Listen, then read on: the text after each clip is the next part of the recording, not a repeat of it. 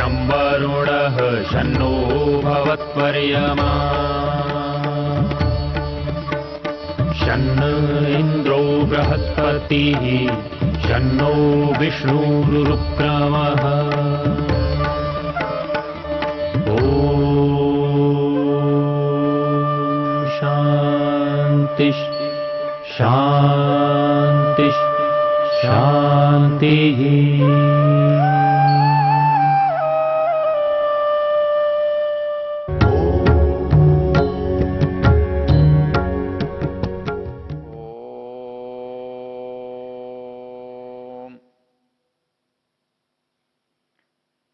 हम ऋग्वेद के 10वें मंडल के 34वें सूक्त की चर्चा कर रहे हैं।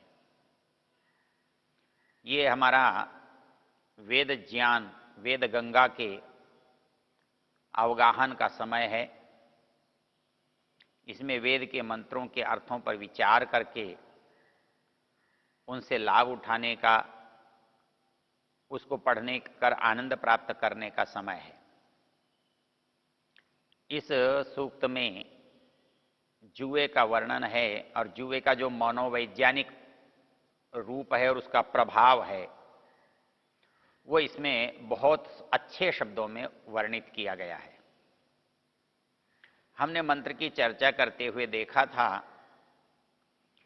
कि जुआ हमें व्यक्तिगत रूप से लाभ के लिए उत्तेजित करता है, प्रेरित करता है, आह्लादित करता है, लेकिन उसका प्रभाव हमारे परिवार के, मित्रों के, परिजनों के साथ अच्छा नहीं होता। और अच्छा नहीं होता उसका पहला प्रभाव जो है वो हमारे निकट संबंध पर पड़ता है, पत्नी बच्चों पर पड़ता है, माँ बहन भाई पर पड़ता है, उसके बाद दूसरे लोगों पर पड़ता है। तो यहाँ पर जो निकट संबंध की बात है उसकी चर्चा की हुई है। मंत्र में कहा है न माँ मिमेथ न जिहिलयेषा, ये माँ न मिमेथ। मैत्री मेध्री जो शब्द हैं वो हिंसा के लिए आते हैं। मैत्री मेध्री यांचोपताप ऐश्वर्याशीषु। तो ये कहता है न माँ मिमेथ, वो मुझे कभी दुखी नहीं करती थी। न जिहील, हेड्री होड्री अनादरे शब्द है, तो न माँ न जिहील, वो कभी मेरा अनादर भी नहीं करती थी।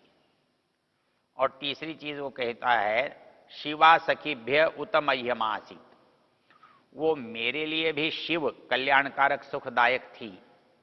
और उत सखीभ्य, और जो मित्र हैं, संबंधी हैं, मित्र भाव दूसरे सुरित मंडल है, उनके साथ भी उसका व्यवहार बहुत अच्छा था। अब अच्छा था का मतलब क्या है, अभिप्राय क्या है? इसका अभिप्राय यह है कि इस जुए के कारण से वो मेरे से दूर हो गया, वो व्यवहार मेरे से हट गया। क्योंकि मनुष्य कितना भी अच्छा क्यों न हो, वो अंतिम तो अपने आप से उसका निर्णय करता है। यदि आप पर वो लाभदायक नहीं है व्यवहार, तो व्यवहार बहुत दिनों तक स्वीकार्य नहीं हो सकता। और वास्तव में जो हमारे संबंध हैं, हम समझते तो हैं कि ये हमारे दूसरों के लिए हैं, या ये संबंध हमने दूसरे के लाभ के लिए बनाए हैं, किंतु वास्तव में ऐसा नहीं है। मनोविज्ञान तो यही कह रहा है कि हम किसी से भी जो प्रेम करते हैं, किसी से भी संबंध बनाते हैं, किसी के साथ निकटता का अनुभव करते हैं, उसको मूल जो उद्देश्य या प्रयोजन है, वो प्रयोजन यही है कि वो मेरे लिए हानिदायक करने वाला नहीं है, लाभदायक है। बल्कि इसकी गहराई पर जब जाते हैं तो बृहदारण्यक उपनिषद का एक बहुत सुंदर प्रकरण आता है। वह कहता है कि वास्तव में दुनिया से कोई भी प्रेम नहीं करता। दुनिया में जो भी किसी से भी कुछ भी तरह का प्रेम करता है, वो तभी तक वहां प्रेम करता है जब तक उसमें उसका अपनापन दिखाई देता है। वो कहता है न वही जायायै कामाय जाया प्रिया भवती आत्मनस्तु कामाय जाया प्रिया भवती। केवल कोई पत्नी है इसलिए पत्नी से प्रेम नहीं करता है, वो पत्नी उसकी है, उसके लिए सुख लाभ देने वाली है, इसलिए वो उससे प्रेम करता है। न वही पत्यो कामाय पति प्रियो भवती आत्मनस्तु कामाय पति प्रियो भवती। इसी तरह कोई महिला अपने पति से प्रेम करती है, उसके पति के होने के कारण प्रेम नहीं करती है, बल्कि उस पति से उसे सुख मिलता है, लाभ मिलता है, सुरक्षा मिलती है, उसका अपनापन होता है, इसलिए उससे प्रेम करती है। यदि केवल कोई पत्नी से प्रेम करता या बच्चे से प्रेम करता या पति से प्रेम करता तो कोई भी कभी भी किसी से द्वेष नहीं करता।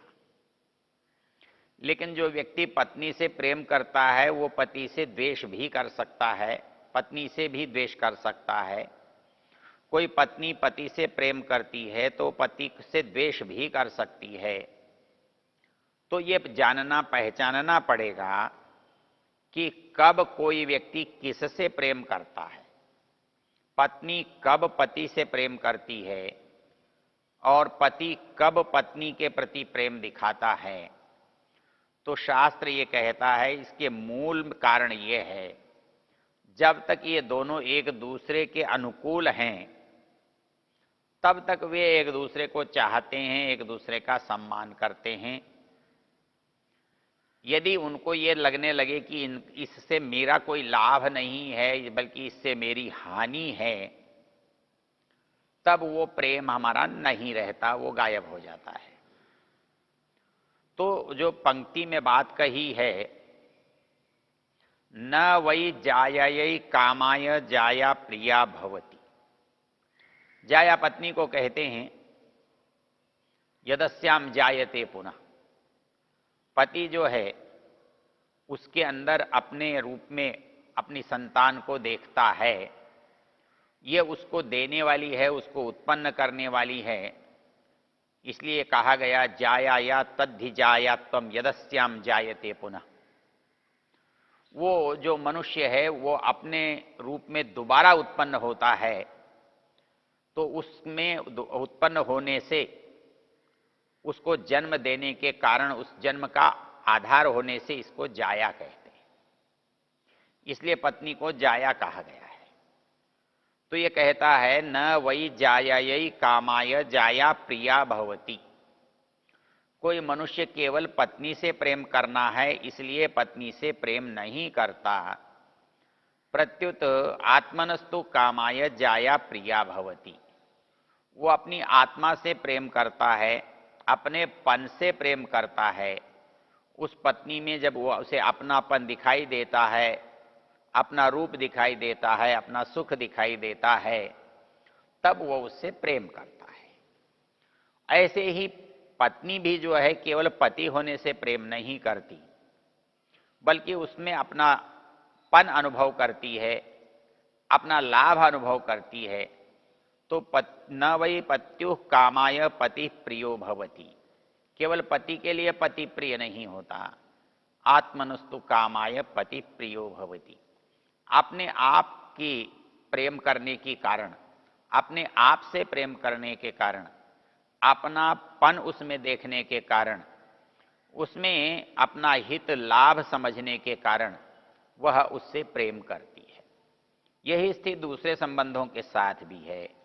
वो कहता है न वै पुत्रस्य कामाय पुत्रः प्रियो भवति आत्मनस्तु कामाय पुत्रः प्रियो भवति, कोई मनुष्य अपनी संतान से, अपने पुत्र पुत्रियों से इसलिए प्रेम नहीं करता कि वो पुत्र पुत्रियों से प्रेम करना चाहता है, बल्कि पुत्र पुत्रियों में जो अपनापन देखता है, जो अपनी आत्मा का प्रतिबिंब अनुभव करता है, वो जो अपने लिए उसके अंदर सुख का अनुभव पाता है, सुख की उसके लिए कल्पना करता है, उनसे सुख होगा ऐसी उसकी मान्यता बनती है, तो वो उनसे प्रेम करता है, उनको अपना मानता है, उनसे अपनापन दिखाता है।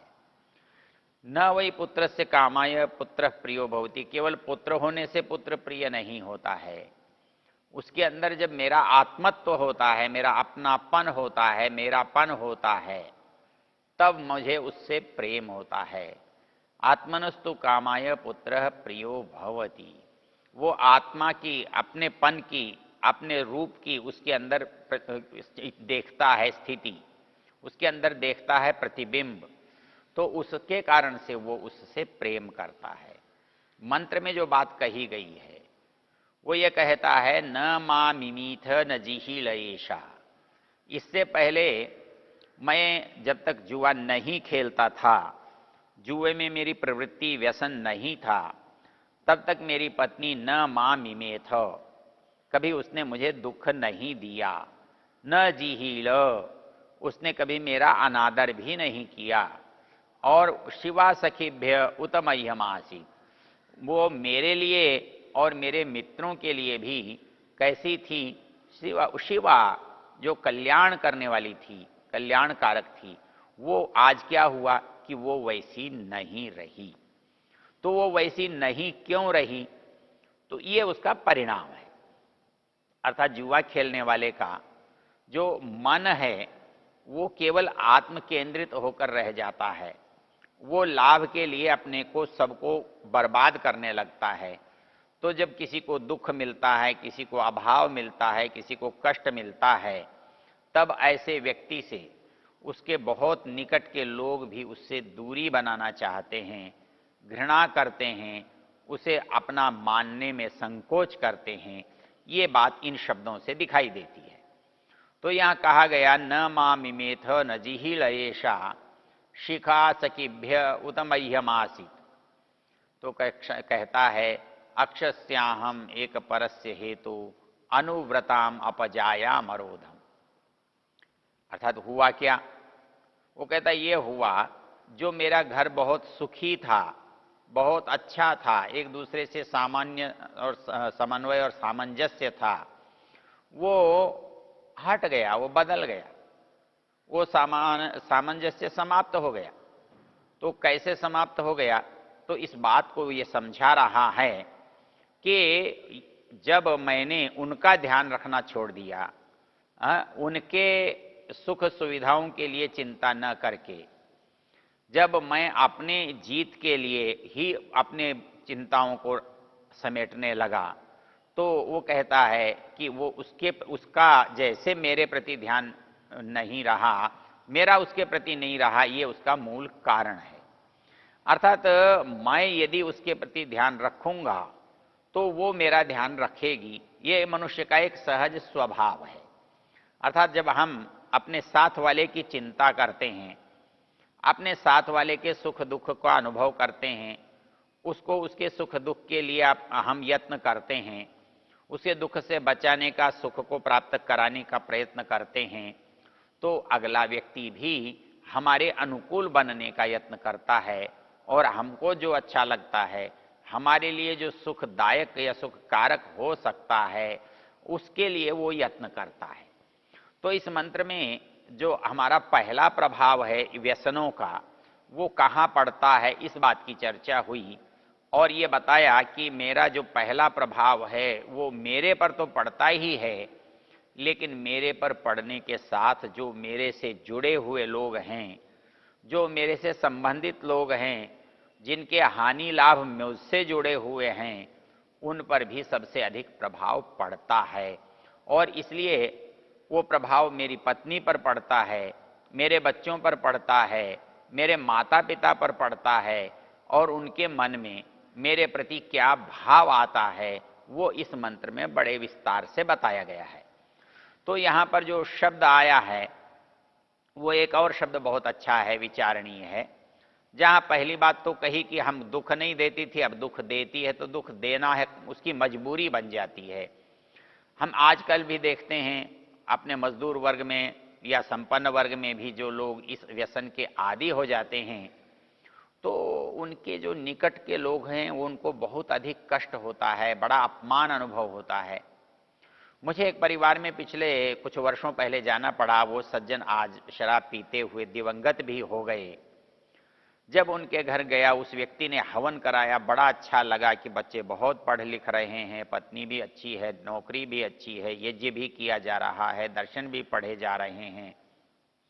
लेकिन जैसे ही वो व्यक्ति अलग हुआ तो उसकी पत्नी मुझसे कहने लगी, महाराज क्या दर्शन, क्या वेद, क्या यज्ञ, क्या हवन। बोले ये व्यक्ति जिसे मैं अपना पति कहने में संकोच करती हूं, ये व्यक्ति जब सायंकाल पी करके गली मोहल्ले में घूमता है और जैसी गालियां देता है, जैसी बातें कहता है, उनको घर में बैठकर सुनकर भी आत्महत्या कर लेने की इच्छा होती है। वो कहने लगी कि ऐसा लगता है कि ये धरती फट जाए और कल सवेरा न हो, ताकि हमें किसी के साथ आंख मिलाते हुए अपमान का अनुभव न करना पड़े। हमारे अंदर रात के संस्कार उसके सामने आंख उठाने भी न दें। तो वो जो स्थिति हमारे साथ आती है तो वो हमें बाध्य करती है कि ऐसे व्यक्ति का हम सम्मान न करें, ऐसे व्यक्ति के प्रति सहयोग, सहायता, सुख का भाव न रखें। तो वो कहते थे कि जब प्रातःकाल हम किसी के सामने जाते थे तो हमें एक बात आती थी याद कि कहीं रात की बात इसने सुनी होगी तो इसका मेरे प्रति क्या विचार बना होगा, ये क्या सोचता होगा, मेरे प्रति कैसी गलत धारणाएं इसके मन में होंगी। तब ये सारी की सारी जो अच्छी बात करते हुए दिखाई देता है व्यक्ति, वेद की बात करता है, उपनिषद की करता है, दर्शन की करता है, हवन की करता है, समाज की करता है, लेकिन जब व्यसनों में लिप्त होता है, व्यसनों के प्रभाव से ग्रसित होता है, जब उसके ऊपर व्यसनों का नियंत्रण होता है और अपना नियंत्रण समाप्त हो जाता है, तो उस परिस्थिति में जो उसका व्यवहार है वो अनियंत्रित होता है, असंतुलित होता है, उच्छृंखल होता है, मर्यादाहीन होता है। और इस समाज में कोई भी व्यक्ति मर्यादाहीन व्यवहार को पसंद नहीं करता है, कोई भी व्यक्ति मर्यादाहीन व्यवहार की प्रशंसा नहीं करता है, कोई व्यक्ति मर्यादाहीन व्यवहार की अपेक्षा नहीं करता है। इसलिए यहाँ एक बड़ा रोचक शब्द डाला गया है और वो शब्द है कि अनुव्रताम अपजायाम अरोधम।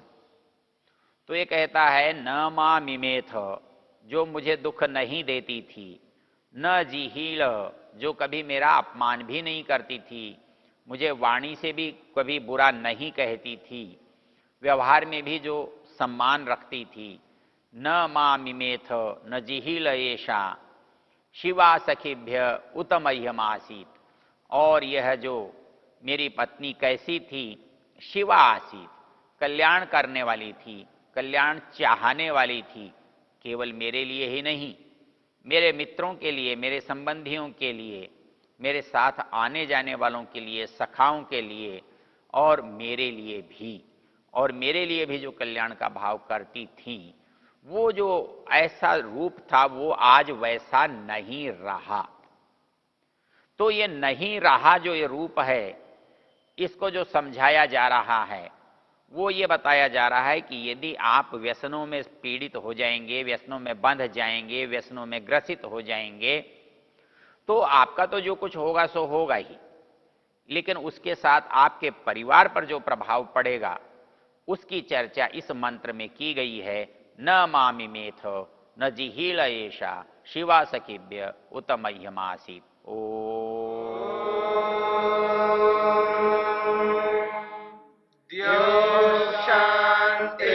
शांतिरंतरिक्षं शांति पृथिवी